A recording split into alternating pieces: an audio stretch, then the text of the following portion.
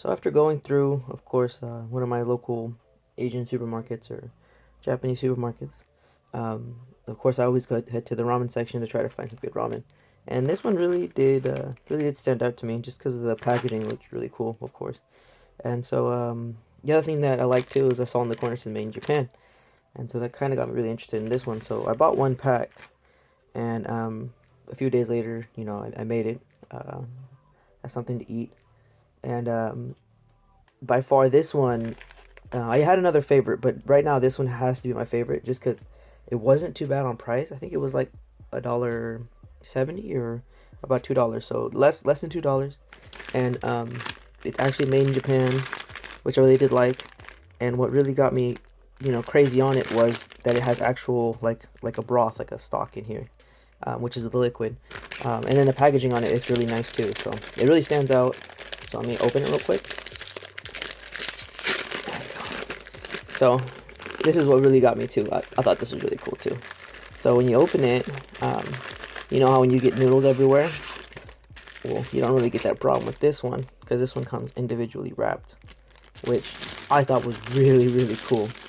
And then these are not fried noodles. These are, I don't know how they do them, if they're like cooked. I don't know how they cook them a different way, but yeah, they're cooked differently, so they do keep their stringy, kind of like stretchy texture to them. And this is the broth. So as you can see, the broth is a liquid versus the powder, which is really nice. And then that's all you pretty much get in the bag. So it does give you the instructions. So it does have instructions in English, which makes me think that this is meant to come to the States, or for a wider audience, not just Japan. But the name of it is called. It's on the tag over here. Here's the name of it: Igarashi Hakata Tonkotsu Fu Ramen.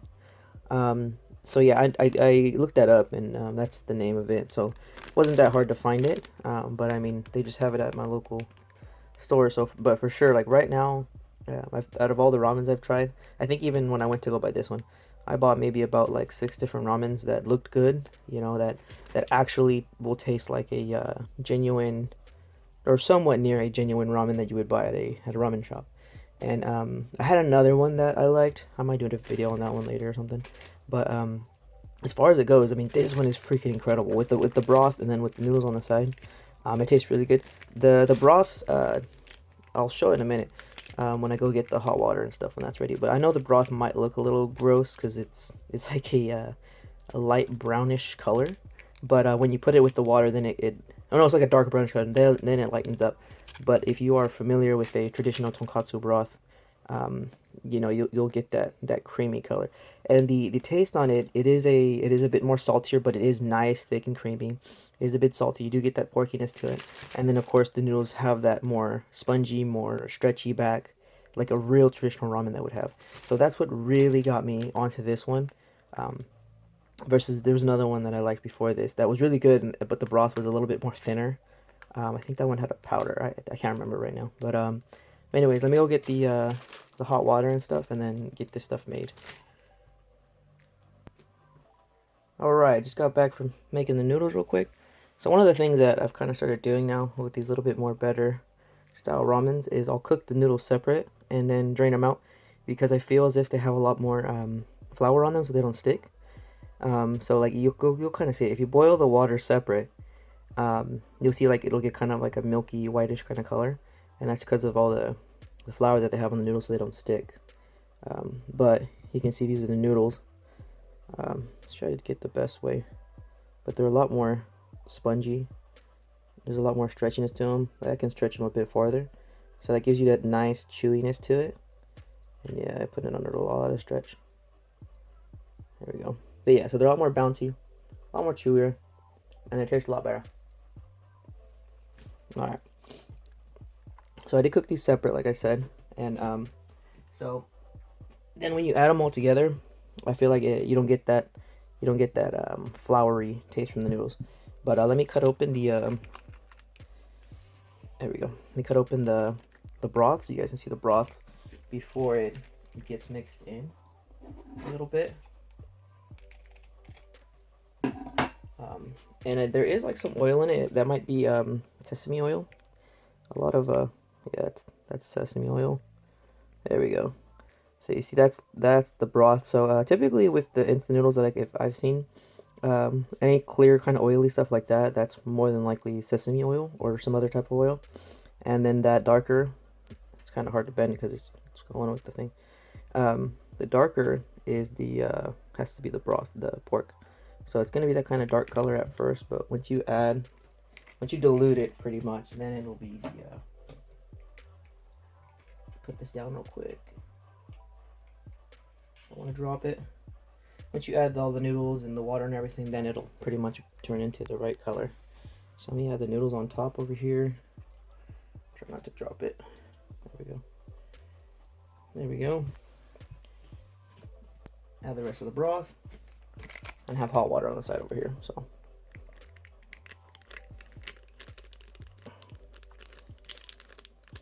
but yeah, like already, I remember when the first time I made it, the smell of this, oh man, it smells so good.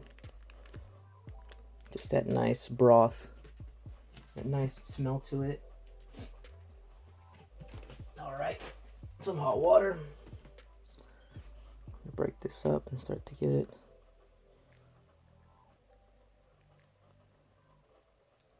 I don't like to add too much water. I mean, that's the other good thing about this is you can add less or more water and make it as watered down or as salty as you'd like. There we go. You can start to see the color in it.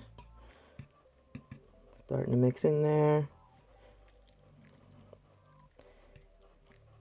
But yeah, the smell in this is really, really good. And then, of course, if you add like some veggies to it, that'll also help it out. There was a whole week a while ago when I had some American Wagyu, and I was adding it to my ramens, and oh man, it was so good. Waking up and having some really warm, hot ramen broth with that little bit of the Wagyu fat in there, oh, it just tastes so good. Gives you really good. And then the smell of this, like I said, is really good. So let me get you one last close-up look. You can see the oils in there, and then some of the broth starting to separate. The noodles are nice and stretchy. Good bounce to them. The smell is really good. So if you ever see this, it's really worth a try. And right now, it probably has to be one of my favorite ramens. Like I said, the noodles, they have a really good texture to them, really good bounce to them. It's not like your typical cup of noodle or top ramen or whatever, where those ones they're a bit more like soggy-ish, I had to say. These have the more bounce, they have more chew to them. And on top of that, the broth sticks to the noodle really well and coats them. And then with that, you get that nice porky, salty taste to it. So you get a lot more flavor out of it that way. And sure, it is a bit more expensive than the other cup of noodle and top ramen, but at under $2 per one, if you don't eat ramen that often, I would say it's pretty good, like, as a really good, like, treat, kind of thing, because, of course, like this, there's probably no nutritional value in it whatsoever, but if you add, like, some meat to it and veggies and stuff, then you could, kind of have a little bit more substance there. But overall, like, yeah, it's definitely worth it to me, definitely worth it. If you ever see it, it's worth a try. So, yeah, now I'm going to finish this up, and thanks for watching.